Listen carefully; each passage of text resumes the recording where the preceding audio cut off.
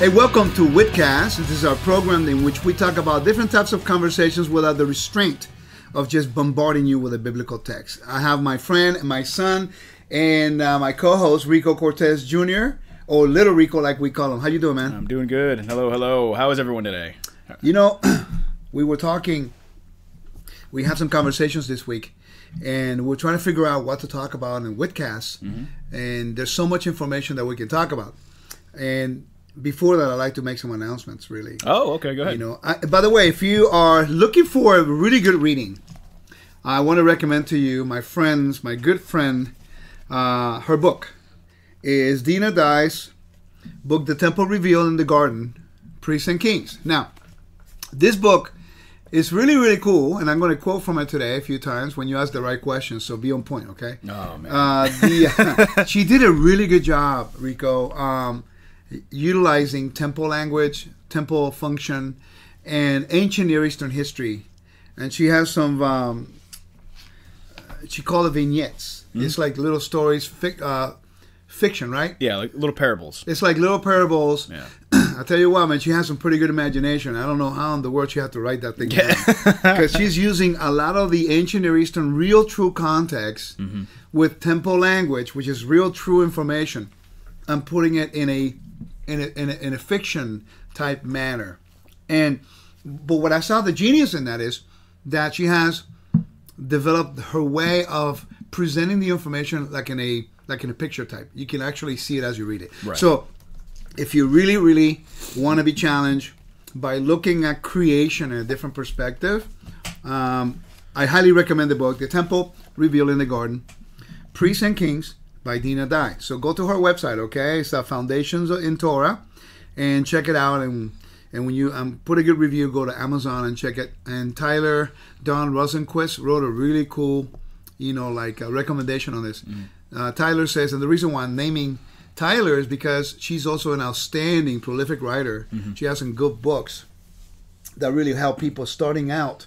Because she writes it specifically, Rico, for people who are starting out, making a transition. Oh, okay. Understanding covenants, and she has one for children. And oh, wow. So if you have homeschooling, her books are outstanding for you to consider. Yeah. So Tyler said about Dina's book, Dina Dye says, teaches like a woman in a warm and vibrant way that shows her deep and abiding love, not only for the material she presents, but for the reader as well.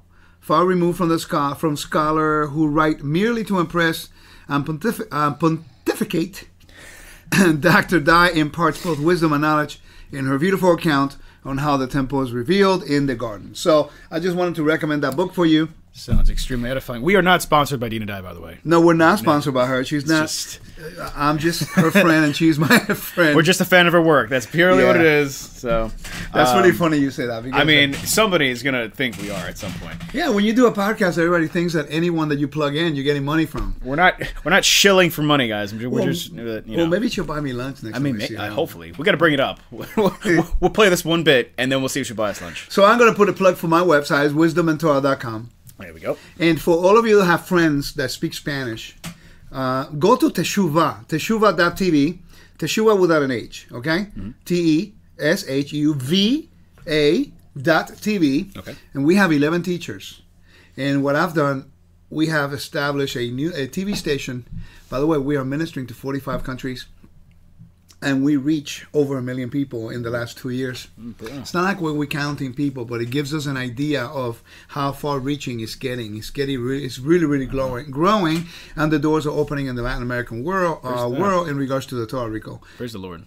Yeah, I mean, I'm really excited because you know how long it took me to actually break into the Spanish market, as we say, Spanish market, or the Spanish audience, better yet. The community. The Spanish community. 15 years, man. Yeah. I've been to Australia. That sounds about right. You went to Hong Kong with me. I did. I've been to Australia. I've been to South Africa. I've been everywhere. And now, after all these years, the Father's given me the honor. Right. And I have the pleasure of going to my Spanish-speaking countries. And what we're trying to do, I'm using Teshuva, the whole platform there, is to give and open the opportunities for other teachers to have a platform and develop. Right. So I'm really excited about that. And my website in English, which we have over 400 videos now. Bro, I didn't realize how much information we've put in. I mean, you can watch a video a day And still not and I be still done. have Yeah. videos left. And I still feel like I'm not doing enough. I'm really glad I'm your son, because if I was just some Joe Schmo who logged in today and saw the videos, it'd be really intimidating to see all the content. And I mean, it'd be great. Don't get me wrong; it's amazing. Yeah. Just saying, just as like from a starter perspective, it's got to be mind blowing to see all this content, You know, all I'm- this great stuff. I'm glad you say that, because now what we're trying to do is trying to make it in a way so it's not as intimidating. Right.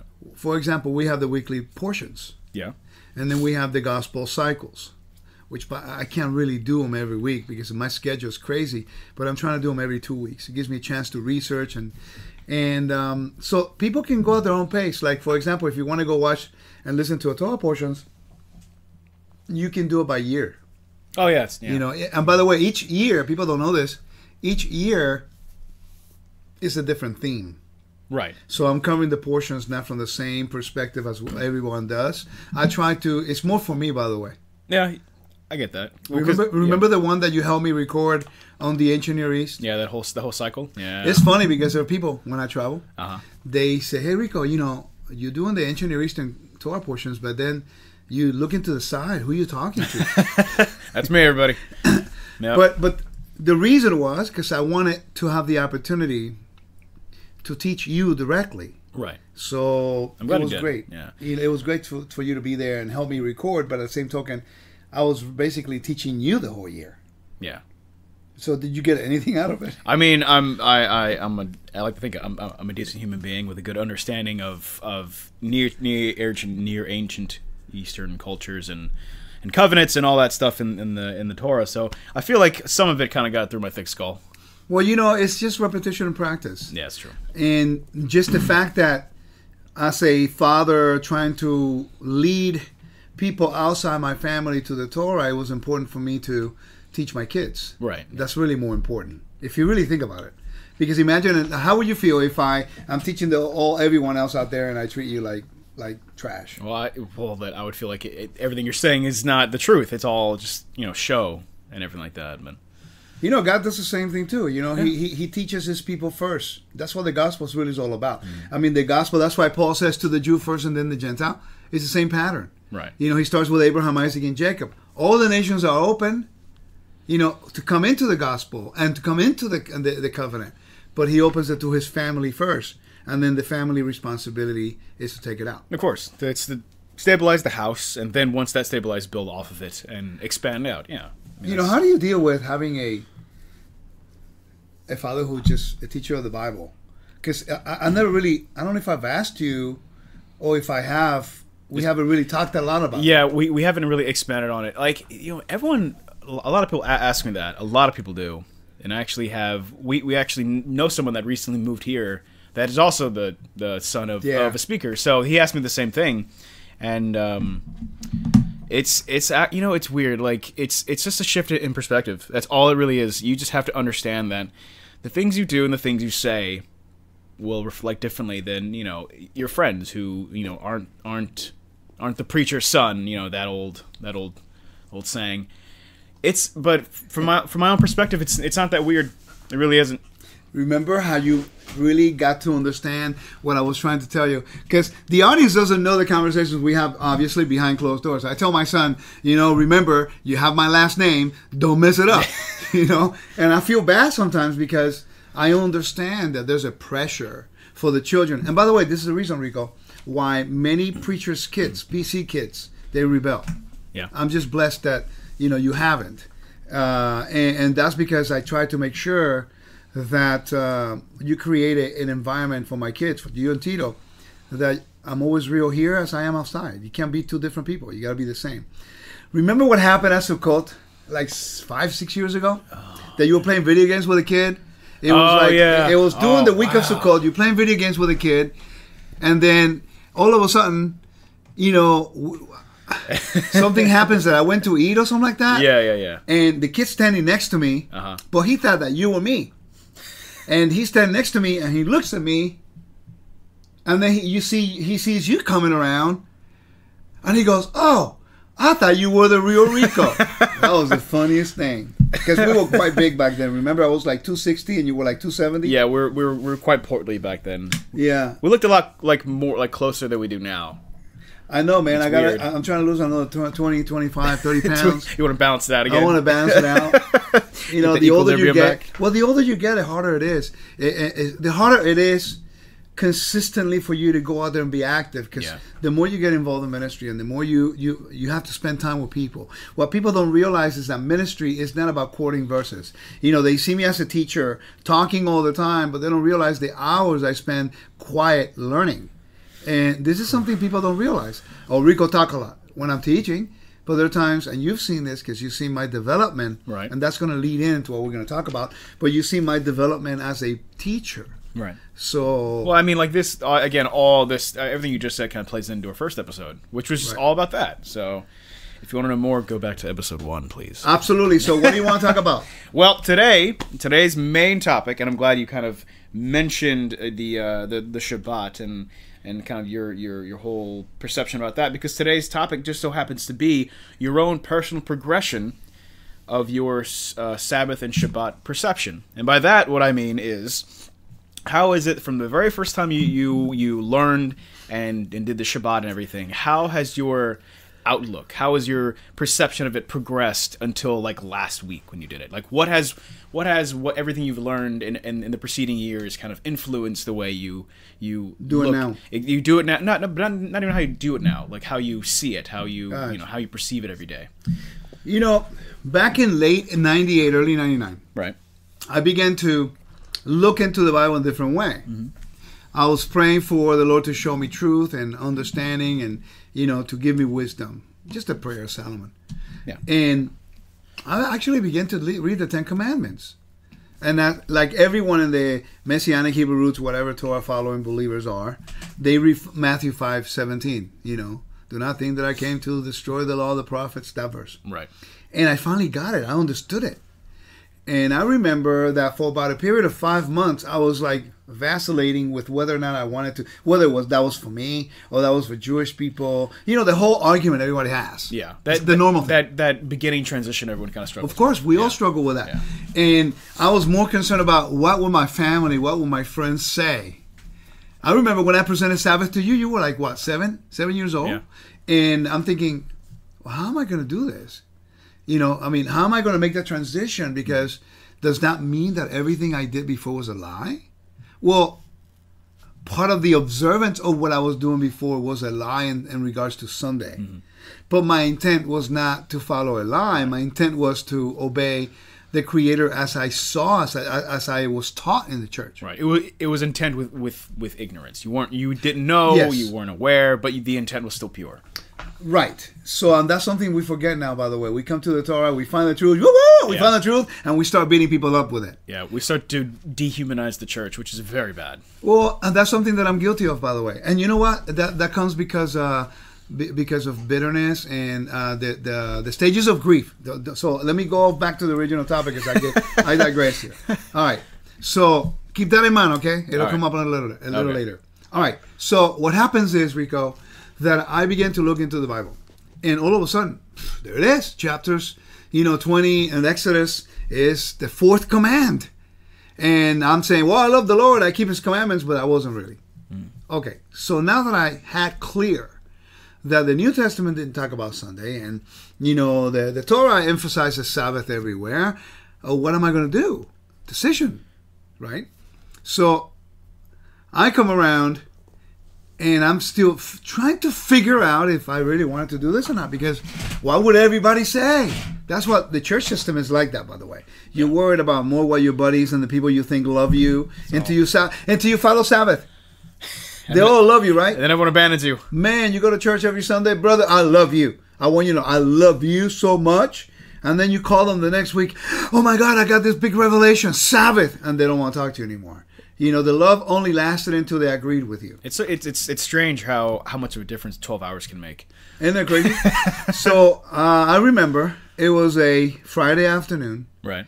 And I was talking to somebody. Okay. And all of a sudden, the person says, well, wait a minute. Does the Bible says it? I said, well, yes. said, what's the problem? Let's do it. You know, and I went to Publix and I bought bread. I didn't even know it was challah. Just bread. Just bread. Hopefully it was not the Hawaiian bread. Remember the Hawaiian? I don't remember. Remember Hawaiian bread? It was so good, but I found out it had some pork in it. Now they redid the whole recipe. Oh, thank God. Okay. I know. I was going to say, no! We're saved. All right, but I don't need it anymore. Now that I don't need it, they fixed the recipe. You know what's funny? On a side note, I like to think of like on your very first Shabbat, it was just like a small bottle of Manischewitz and like a loaf of Wonder Bread. Man, I don't mean... Check this out. Actually, it was close to that. It was Manischewitz. How did I know? Of course. Let me tell you, bro. And by the way, what I'm about to say... I don't mean it as demeaning to anyone started out in the Torah, okay? Please understand. But it's interesting because now everywhere I go, I know where they're at spiritually. Humble beginnings. Yeah, where they're at in their walk, especially in the Spanish world. Yes. We get really excited about everything. So we want to eat everything kosher. Yep. So even Coca-Cola, is it kosher? You know, it's terrible for you. 22, tablespoons of sugar, but it doesn't matter. You know, it's kosher. Okay, but at the time it's kosher, so it must be good. Anyway, so you get into that kick of doing everything, and then all of a sudden now, when I travel places, especially in the Spanish world, that they're coming into the Hebrew roots, I know how much time they spent in the Hebrew roots or the Torah observance based on the wine they're using. I don't mean to be mean. It's just that, and I've told you a few times, we've been to a few places that says, well, I guess we'll know where they're at if they have Manischewitz of Magen David on the table. Sure enough. There it is. Right? And they're usually within 1 or 3 years. Yep. Tops 4. Now, when you... And by the way, if you're still drinking Manischewitz, I'm not... If you want to drink sugar water, that's okay. It's a good wine. It's fine. It's good. Look, it's good sugary wine. It's good tasting wine. That after... half a cup, you can't drink anymore. That's genius, by the way. It's a good dessert wine.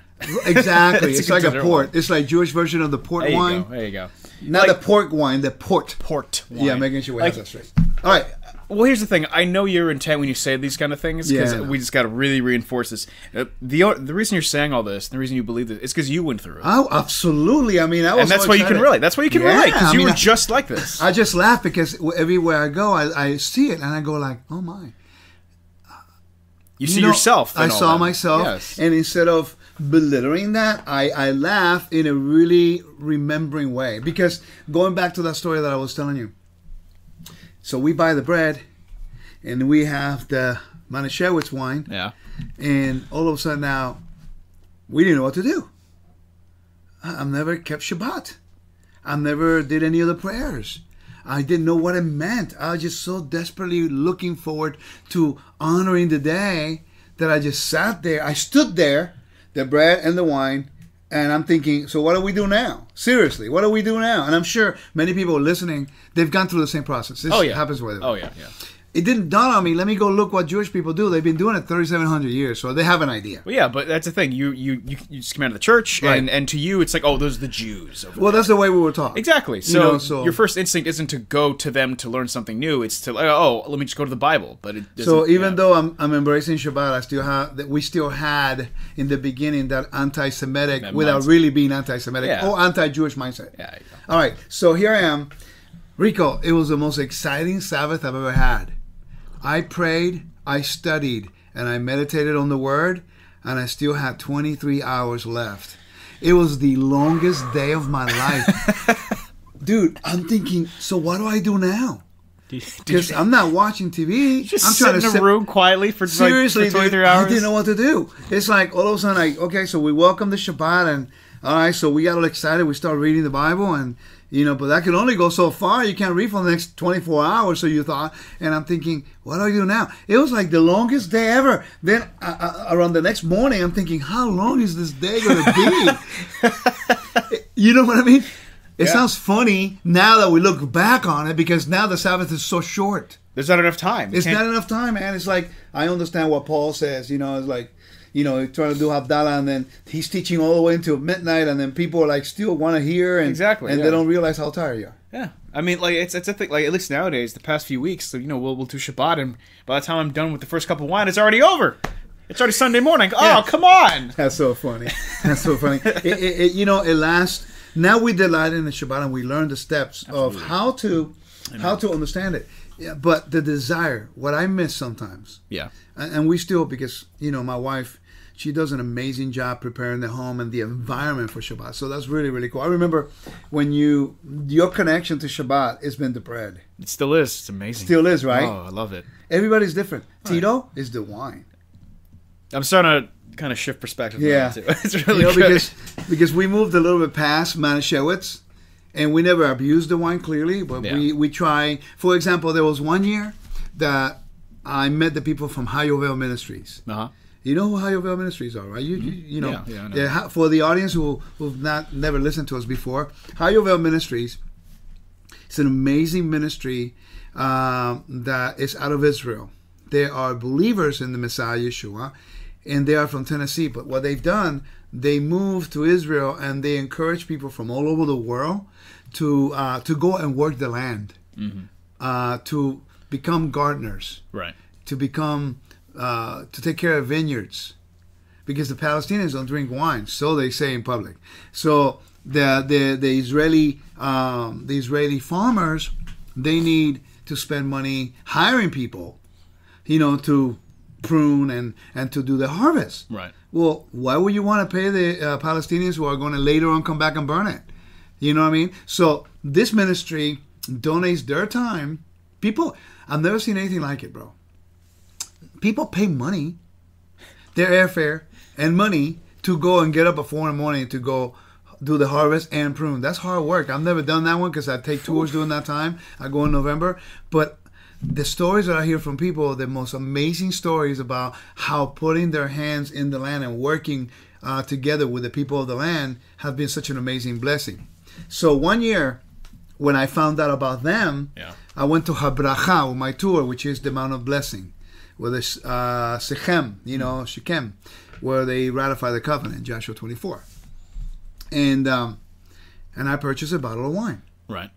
And then I went to another winery with my tour. It's called Sugot. I hope I pronounce it right. But it's amazing wine. And I asked, by the way, who picked the grapes from this wine? I says, well, the grapes was picked by Hayovel Ministries. Jolie and Tito didn't go with me that year. Okay. So when I come home, the first Shabbat I'm home, after my tour to Israel, I opened the bottle of wine. And I told my family, this is how the Shabbat takes a different dimension, okay? You go from Manischewitz, okay, which is nothing wrong with it, but that's our beginnings. And then you go to Israel and you learn more about the Sabbath, working in the land, pruning the land, planting trees, all that stuff. And then you come home on a Sabbath and you open a bottle of wine and you bless the Creator for giving us the provision, the fruit of the vine. And I told my family, I said, today we are drinking prophecy. Right. Because the book of Jeremiah or Isaiah, one of the two books, says that strangers, foreigners, shall be your vine dressers. So now we have foreigners, Hayovel Ministries, encouraging people from all the nations to donate their time to either prune the vineyards all around the areas and to pick up the grapes during harvest time, right after or right before, during after Sukkot, know. And what we have here is we get to partake of the fruit of the vine, and the people who helped produce that wine are believers in Messiah. Now that takes the whole Sabbath to a different level, bro. Like that's really what it seems like is like the first big step in like the Sabbath perception is to understand that from the first level to the second level, it goes from being a very metaphysical meaning to a very physical meaning. Like now like you said, you're drinking prophecy now. It's not we're talking about it. Now I'm physically seeing it, touching it, tasting it. Yeah, man. And it becomes real. Yeah. It becomes tangible. Yeah, because especially right now with the whole age of technology and media. I mean, there's so much work that I get to do now on my phone. It's ridiculous. It's like a third computer. Pretty much. Yeah. It's actually as expensive as a third computer. It costs as much as a third computer. And you know what, Rico? What was really amazing to me is how now we look back and we go, wow, we have some great conversations at the Shabbat table. Just the most analog, basic way. Right? Yeah, oh yeah. Because I remember when we would sit at the table and there's no electronics around. Now we have to talk to each other. Now think about the wisdom of God. Now we have to talk to each other. Isn't that crazy? But it's true though. It's During true, the week, people don't talk to each other. Oh yeah. Man, I travel everywhere, and I get on a plane or I go to the airport, and everybody's down on their whole head is in the sand in the phone, you know. But on Shabbat, the Father is wise. He created a day that He says, chill out, guys. Talk to each other. Let's become a family. Let's become kingship. Let's get to know one another. Let's bless the Lord for the provision. Let's bless our children. Let's bless the wives. And let's talk about the Lord. And let's talk about each other. What are you doing today? What have you done? You know, what happened to you this week? Isn't that cool? That to me is amazing that we have a God that people say is so wrathful in the Torah, yet encourages you to have peace in your home and just to rest, just relax. Everything that's been plaguing you the week, just let it go. Be with your family. How can anyone say that He's a wrathful God when He actively encourages you just to be a family, just be together? I believe that because the system of religion is such that it encourages people to always be afraid. Do you know that in the ancient Near East, they believed the gods were capricious? They were like, you didn't know how to please them. So they would do sacrifices, just trying to find the favor of the gods to protect them against demons. That was really the whole... Can you imagine living like that? Oh my God, there's an ant. I'm going to go take a sacrifice to some god because I don't want the ant to eat, you know, or to try to eat me, or the demons, or a frog. You can't live like that. So the Torah is the opposite. The Torah is the creator of heaven and earth, outlining for Israel exactly what pleases Him and exactly what displeases Him. And then He says, you choose. Can you imagine that? Treats you like an adult. It's the idea of perfect stability. Right. He says, you choose blessing and a blessing and life, death and a curse. Which one do you want?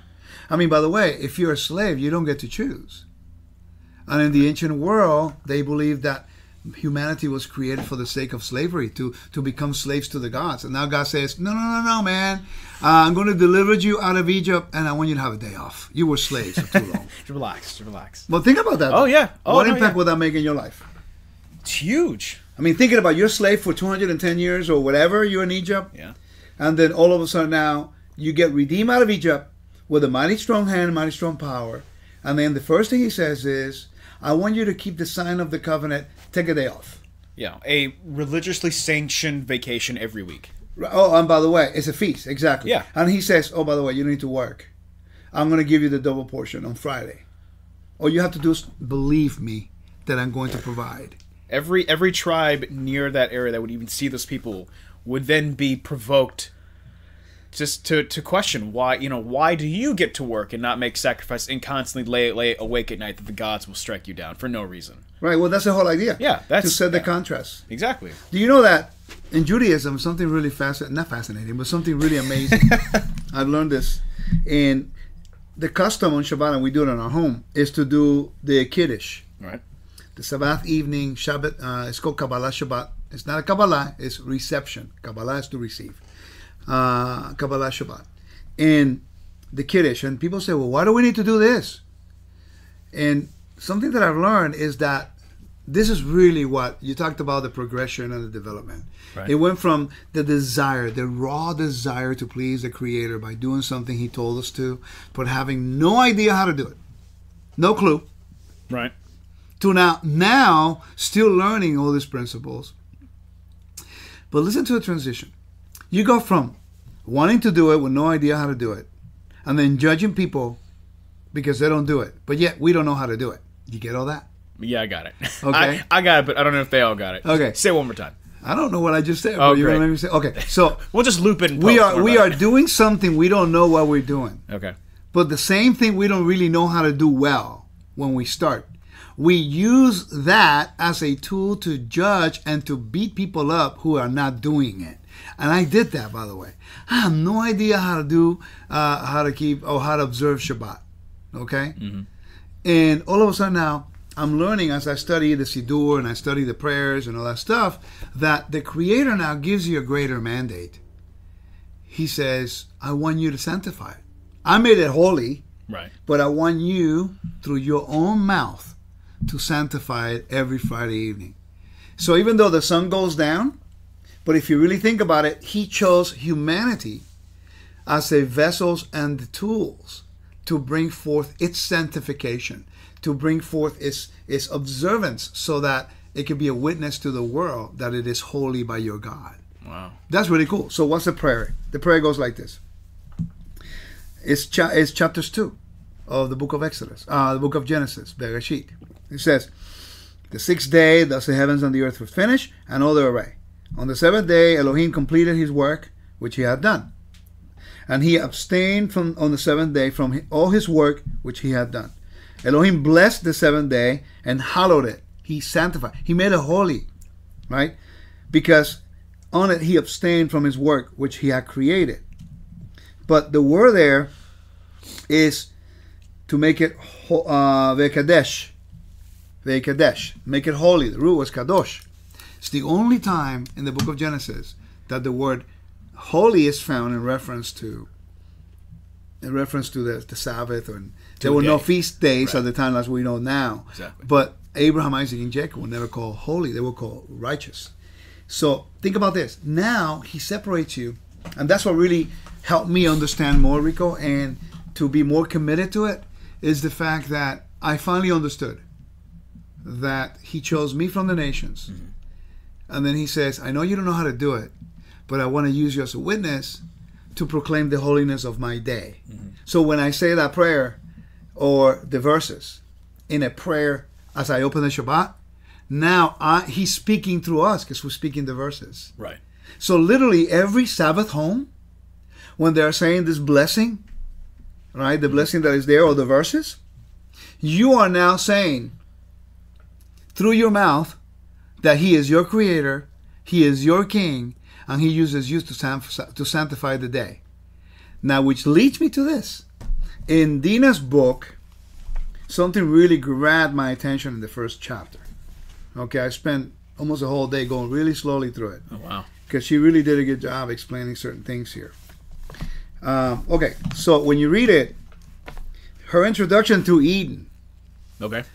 And this you talk about the progression from like not knowing what to do to then becoming like a Torah terrorist, you know, calling everyone pagan who was not keeping Sabbath, right, to now understanding that Sabbath is rest. Menucha is like an idiom for in the ancient world for like kingship, ruleship. Right. So he ruled from his creation. He rested. Mm-hmm. Just like the president when he swears allegiance to the Constitution, then he goes to the White House to rule from there. Make major decisions from there. So the Sabbath is just like that. Mm. But then I noticed the sequence on the prayers. The one I just made. Yeah. And the second one is Baruch atah Adonai Eloheinu melech haolam boreh peri hagafen. It says, blessed are you, O Lord, King of the universe, who creates the fruit of the vine. So now you take the role of Adam. Oh, and you are the gardener now. Exactly. Right. So, in Dina's book, she opens with the garden, with Eden. Right.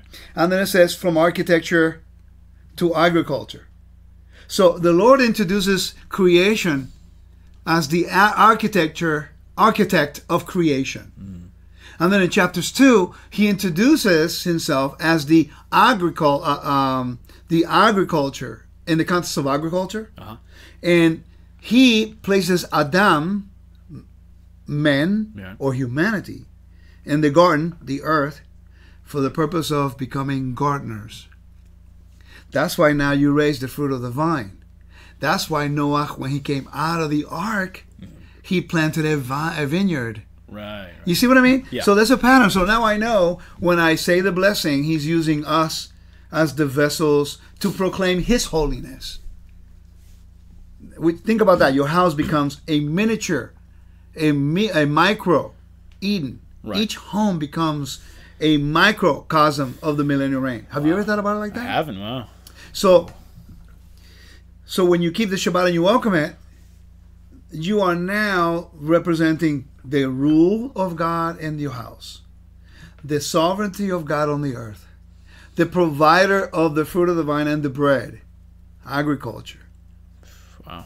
And then he says, by the way, I want you to keep the Torah, observe the Torah, Shomer Torah. Now, Shomer Torah, or keeping Torah according to Judaism, is very different definition than it is now according to what we're understanding. In Judaism, keeping the Torah is according to the way they standardize the religion. Okay.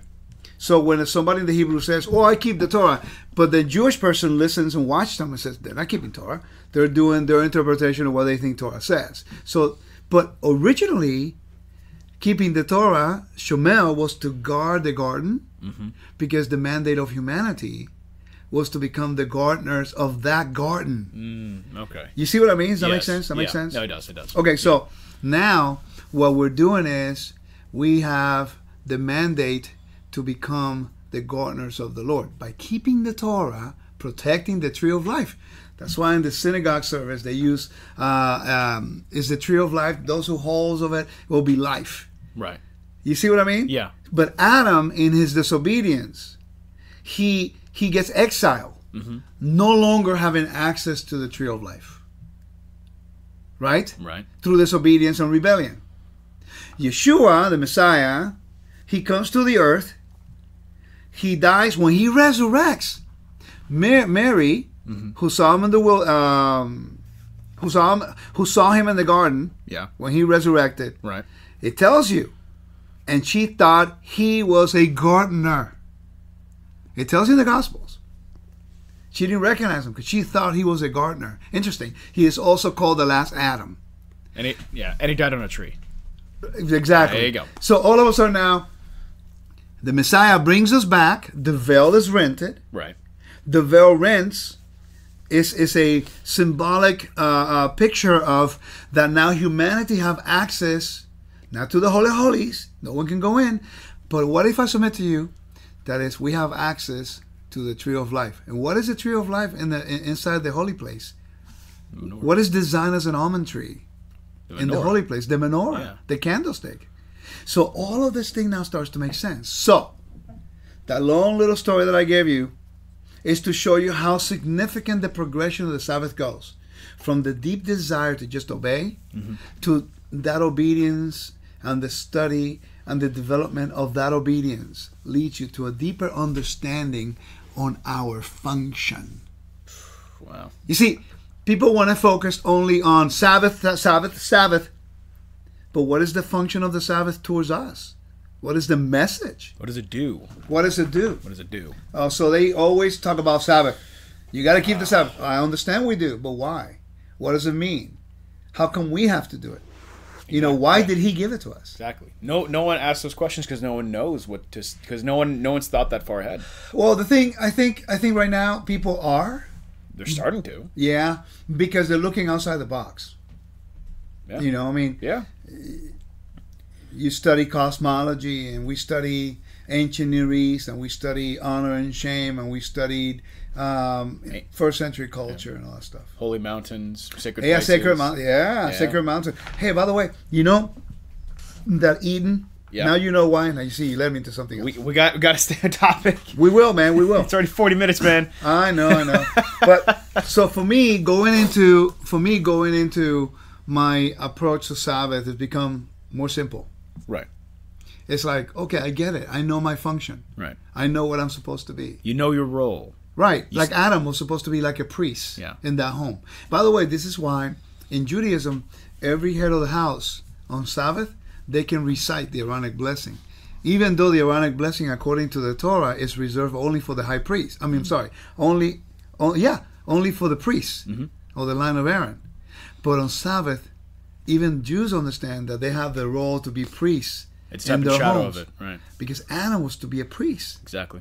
You see what I mean? So, for me, the development and the progression has gone from discovering it, blindly follow it, right? Study it with the intent to judge, follow it and keep it with the intent to be self-righteous, humbling myself because I was not doing it right, and then learning how from scratch my function within the observance of the Sabbath. Right. And that really changed everything for me. It was like, okay, I get it now. I understand that it's more than just a command. It's a command that has incredible, profound, deep truth that we don't really focus on. We just focused on, it's got to be on the Sabbath. Now people change it. Now some people are saying that That the Sabbath is only from morning to when the sun comes up to when the sun goes down. Seriously, dude, no joke. It's not from evening to evening anymore. Now it's like they're changing this. They don't understand their function, but they're changing it. Who gives you the authority to say that? Well, I mean, right now we have all the authority in the world because we are, we can do whatever we want. And didn't you hear that memo? Didn't you get it? Oh, I guess I didn't. Wow. That happens a lot. Wow. But no, we're not supposed to change anything. We'll follow what, So hopefully, these questions that you've asked me have become more clarity as my progression. Not everybody's the same. No, yeah, you're right. Not everyone's the same, but everyone does follow a similar pattern. Like we are creatures of habit. We are creatures of patterns. So everything we do falls within a certain pattern that we all can kind of share collectively as as a people. So I'm hoping that at least with this episode, whenever I thought the idea up because this is my idea. It was your idea. So when my intention, my hope was someone who is newer to the movement, someone who is newer to the faith, will hear this and maybe think, oh, well, if Rico went through all that, maybe I can avoid some of those pitfalls and just kind of focus on the right part, understand my mandate a little earlier. And kind of maybe hop over that pit of judging other people or trying to use it as a weapon. Maybe maybe help them circumvent those treacherous areas. Well, you say something that is true. We are creatures of habit, and when we are zealous, and when we feel we have truth, in the beginning we don't know how to handle it. Yeah, we want everyone to have the truth, and we just jump at it. Well, when we do jiu-jitsu, let's take the example of martial arts to make this point. Yes. It's like the teacher was telling us that when you are higher rank, you don't just go crazy. You just take your time and you put pressure and you're more patient and precise. Exactly. Because you know the movements. Right. But when you start, man, it's like you go nuts for like 2 minutes trying to beat this guy, not beating him by punching him, but just by submitting the guy. And that's what happens to us when we come into the Torah. Right. When you don't know who you are spiritually, you just freak out and you just try to... Yeah, you try to do everything. You try to grab at every branch to try to find who you are until you do, and then, okay. It's like a 2-year-old. Exactly. Let me just relax. I remember when you were 2. Oh, boy. I know, man. I'm going to throw you under the bus. Here we go. Okay. So, when you were 2 years old, Rico, it was the funniest thing. Because I think the number one word you learned better than anything was no. It was crazy. It's like you wanted to touch everything. It's incredible. Anything that shine, you want to touch. Any colors that were loud, you wanted to touch. Anything that had like red fire, you wanted to touch. You wanted to stick keys into the outlet. Yeah. And you almost did that, by the way. I barely caught you. I don't know how in the world. I remember that. Dude, you remember because I screamed at you. You were like 3 years old. And you still remembered. Bro, I see you and you get the key and I'm thinking, what is he going to do with the key? And you saw the little outlet and something gravitated you towards the outlet. And I man, I'm telling you. Well, there was a hole. It was like perfectly sized. Like, what happens if I put that in there? That was my exact thought. Like, what happens if I just do this thing? That was the loudest no I've ever. You never did it again. Oh, no. You got that picture. So, can I submit to you, man, that when we are in the Hebrew roots in the beginning, that's exactly what we do. We stick our fingers in every Google website, every wiki, YouTube everything, video, and we just keep clicking and touching everything. And we can talk from the shape of the earth to like ancient giants to like the earth is not this or there are other universes or kind of crazy stuff that in reality the Father called us to be His servants. Yeah, it doesn't really matter. We're not called to do that. We're not called to see, if there are giants in the land. We're not called to see if there are other universes. We're called to this one job. This is the only thing. This is all you do. Stay in your lane. Right. That's it. But I know the curiosity. Oh yeah. Because you got to remember the religion is a problem. Religion keeps you in a box. I'm outside the box. I don't have a religion. The system. We have a lifestyle. The system of religion. The system of and we have a lifestyle. So it's like, that's why I can study different things. Not to minimize the Creator. No. Not to minimize the Messiah. But to understand. To enhance. To enhance it. Exactly. See, you are confident enough in who you are spiritually that you can read almost any text and know that, this isn't going to shake my faith. This is fine. Many people don't do that because they only read what they agree with. Right. And they're afraid. Because if they see something that confuses them, it might lead them down that path, or they might just reject it because of a lack of understanding. Well, you also It's just one of those things. you got to remember, this is life. Yeah. It happens in relationships. It happens in the workplace. It happens in family structures. And the reality is that humanity is dysfunctional. It's a pattern. I mean, common sense is completely gone. Common sense is gone, bro. Yeah, I know. Listen, when you have somebody shooting people, and then they blame the gun, and no one even mentions the name of the guy or cares about the guy who shot. Oh my god. That's crazy. And it's like, well, you know, they that makes no sense. I was recently reading some of the news, and they want to start blaming violent video games for this. And one guy on CNN actually took a quote from a shooter in I think it was like Norway or the Netherlands, because this guy who was crazy and who is actually like a neo-Nazi and all this stuff and believes in like Odin and all that, he said that he used like a red dot sight in Call of Duty to get his aim better. And they used the words of this crazy person as fact to support their theory on CNN. Well, why would you think that's actually a valid point? I don't understand. Well, I think that if it comes from a resource like the crazy guy, but I met this guy. He's a friend of mine. He's actually one of my students. Uh-huh. He told me he would practice how to fly a plane because there was a particular video game that was so legit that he was play the video game. Right.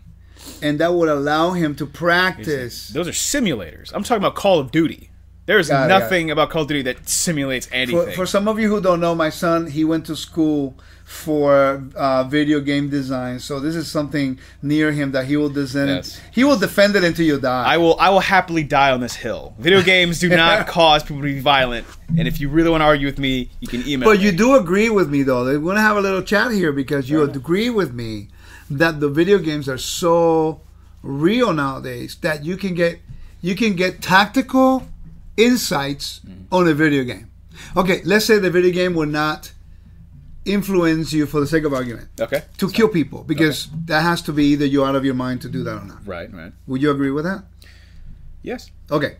But would you agree that there's some games that they're so right on the tactical front that if you really pay attention and you do your research, it can help you? No, I don't believe that because Really? I don't believe that. Come on, man. When you design a game, there's always Don't get upset. There's always a balance between realism and gameplay. And gameplay always comes first. It doesn't matter how real you want to make the game. Real war sucks. It is not fun to play in. Yeah. A video game is fun. It's meant to be fun. So you will make concessions on the realism to make it more fun. That's why I don't... Yeah, but listen to what you just said, though. You make concessions on the realism? What do you mean by that? It means like, oh, maybe... Okay, like, let's say, okay, for example, Battlefield 1. It's a game set in World War 1. If they actually had a 1-to-1 representation of what that was, you'll be stuck in a hole for 4 years. And you won't even get out because of it. that's French war. Exactly. Warfare. That's boring. That's not fun. That's depressing. So what do? They take a lot of that out, a lot of the horrible realism, and replace it with fun antics and craziness. That's why I don't trust when people say violent video games do that, because there's always concessions that are made to make it not insane. If you want to talk about... Now, do you see how you hold the interchange when we start talking about video games? Oh, yeah. And no, this is good. This is good because I got to see the passion in you. That's true, yeah. You know, so that's what I mean. That's the passion. You know the subject matter because you study it. Now you know why I'm so passionate about the word. I'm getting there. It's the same thing. Yeah. But you see what I mean, though? Yeah. It's like, I agree with you, video games, it's a state of mind. It's not the game itself. I feel like TV and movies is far worse. I agree. TV, yeah. I mean... But nobody talks about that. Well, people can have a gun loaded on top of their desk forever, and unless somebody pick it up, there's not going to be a discharge. True, but I've seen horrible, awful things on TV and movie that are on TV right now that no one talks about. Bro, I saw this movie a long time ago by Sylvester Stallone. I like his movies, by the way. But he had this movie when he was doing the Rambo series. Yeah. It was like the latter ones that was very, very cheesy. Was it Rambo 4 when he went to Burma and just... That one. Oh my God. Dude, he was shooting people with 50 caliber. And I'm going like, oh my... And they were grossly, I'm telling you, they were like really, really, really graphic. And you really want to talk about video games after seeing that? And I'm thinking, and this is supposed to be a good movie? Actually, I couldn't finish it. And I like war movies, and you know I do. And I couldn't finish it because it was very... I mean, it really showed you what happens to a body You know, when you get shot by a 50 caliber, weapon. It's terrifying. No way, man. So, I mean, we should probably how do we go from that? We should probably get off this topic immediately. We should probably just jump ship right now. What did you do here? Look, I brought up video games. You should brought up all this craziness. Well, let me bring it back. There we go. Sabbath takes us from all that craziness. Yeah. It renews your mind. It's our refuge. It's our refuge, and it gives you the sanctuary not to think about video games for a whole day. Amen. You know, some kids can't survive that. That's, dude. Isn't it crazy? Some kids can't survive that. Even some adults that I know can't survive that. You know? So, when you think about the Sabbath, don't make it a tool to judge people and to make people's lives miserable. No. Because we are on our journey to learn and to keep the day holy and to exalt the Creator who created the day, who has given us the mandate to be His kingdom. So what's going on with you, man?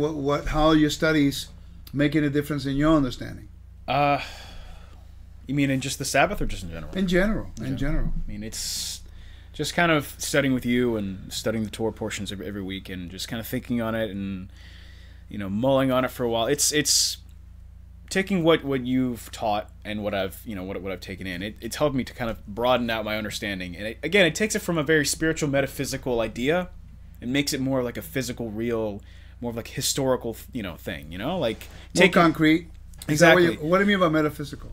I mean, very spiritual, very kind of up in the clouds, very gotcha. alien angels and cherubs and spirits. From that realm of thinking. Only to being a concrete, like, okay, this is what this is my role, this is my job, this is what my people have done, this is what we need to do, and this is how we do it. So do you think it helps you when you learned the context about something and now it takes away some crazy interpretation that you hear? It takes away the veil of mystery. It takes the veil of mystery that makes it just kind of in the ether and weird, and it makes it a tangible thing. It makes it very easily understandable and easy for me to interpret and just take to someone else and teach it very easily. So do you think that's really been the transition in our understanding of the Torah? Is like we brought it from the former Christian domain in which we would only interpret things from the spiritual way to more of a concrete. The problem is that now people get so concrete and dogmatic about something that they're not willing to interaction. Yeah. So how do we bring that balance though? I mean, it's not an easy thing. I study all the time. Constantly, and I'm searching and I'm looking and I'm researching, and I gotta tell you, the more you study, the worse it is. Yep. Because then you talk to people and you're listening and you go like, where in the world did they get that from? Man, that's really challenging to me. My wife made mention of this one day. She goes, Rico, one of the things you need to remember is that by understanding all of this context, that you do not become or give the impression that you have the contextual aspect of scripture cornered. Oh yeah. No. It's like anytime you talk to people, that's not the context. You don't know that. You don't know. You have no way of knowing that. And that's hard. It is. It's tough. Like the more you know, the more you believe. Like the more of I don't want to sound like you're entitled, but like the more authority you believe you have because you know so much in this one particular topic. Well, we just saw it with you when we saw no in a good way. That when we start talking about video games, your demeanor, your voice, your confidence level, and that whole area that you are an expert because you went to college or you graduated from, that topic. Right. I don't know. I don't play. The games I play. I know. Galaga and Centipede. That's back from the 80s and 90s. Those are fun games. Don't get me wrong. Those are awesome. Remember when we went to the, what was the name of that thing a long time ago? Disney Quest. Disney Quest. That's no longer around, is it? It's not. Man, that's a bummer.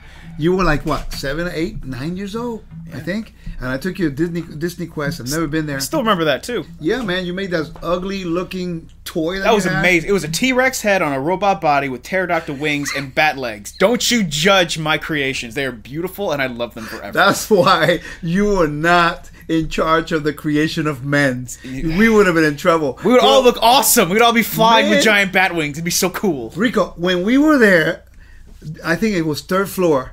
That was, third floor? I don't remember, 6 It floors of was. video games. So I don't forget. Yeah, it was third floor of all vintage games. Of all vintage games. You whooped me so bad. Didn't I? You destroyed me. Oh, man. I was like the man for at least an hour. You know, because after that, I can never beat you in any video game. They should have arrested you, because a man should not be beating a child that horribly in anything. In anything. Centipede, you were terrible. I don't even know what it was. And I had even no concept of Pac-Man. it. Oh, Pac-Man was the best. And anyway, so what we have is the difference of time frame. Exactly. You know, but I remember when they could make toys, and you were so excited about how you can make your own toy until you start picking the pieces. You know, what was it again? T-Rex arm? No, it was T-Rex head, a robot body, pterodactyl arms, so like 2 wings, and like I think it was like bat legs. I don't remember the head though. What was the head? What was it? It was a T-Rex head. T-Rex head. It was awesome. And he thought that was the greatest creation he ever had. He was so proud of it. Now, you can never stand it though. Still do. Whatever happened to that toy? I don't know. And you had it for a long time. I did, but it disappeared in the ether of space and time. I don't know where it went. It's gone. It's gone Man, forever. I tell you, ladies and gentlemen, listen. You don't understand. I'm raising this kid, and I think he is sane. And then we go to the Disney Quest, and he creates his own toy, and it looks like something crazy that he came up with. And I'm thinking, are you sure you're my son? And the Lord is wise. He never gave you that job of creation. Otherwise, we will all look very weird right now. You mean we'd all look really cool right now? I don't know, man. So we're going to thank the Creator for being wise enough to leave the creation for himself and humanity for him. Amen to that. Let him do it, because we are wonderfully and perfectly made according to Scripture. We are perfectly imperfect. Hey guys, thank you so much for joining us today. I'm really delighted that we can have these conversations, and WIT Cast is trying to become something a little more relaxed, more kickback, having a good time, serious when we have to, have fun when we have to. Exactly. And I want to thank you, Little Rico. That's what we're going to call on you from now on. Okay, Little good, Rico. good. That's always been your nickname, by the way. I know. Rico, Little Rico. Yeah, it's nice. Little Rico from this moment on. So my audience that is watching, my oldest son is called Little Rico from this moment. I'm really happy that I had a say in this matter. It's great. But when I die in about 100 years, oh good, okay, then you become Big Rico. Oh cool. That's just right around the corner. Awesome. Cool. All right, guys. Thank you so much for joining us. It's always a pleasure. And what do you think, Rico? You had a good time, Little Rico? Yeah, absolutely. Yeah, I was having a great time till just now when you started calling me Little Rico. Little Rico is love. That was where it took a nosedive. This is all like a loving way to tell you I love you, bro. I love you too. All right, man. I'll talk to you guys later. Thank you for joining us, and I pray that this was a blessing to you. And if you really, really, really, really want to make us feel good, leave a comment and go to our website, wisdomandtorah.com. Go to the Spanish website, teshuba.tv. Recommend to as many people as you can. And share this with as many people as you know. Please. And we're going to continue to have more fun. We're going to have more guests, by the way. Sometimes I'll do the show with you, or I'll do it with some other guests that I bring here. So that's fine. The whole idea is to enjoy ourselves and to rejoice in the Lord. May the Lord bless you guys and keep you. We'll see you guys soon. Thank you for joining us. Shalom. Bye.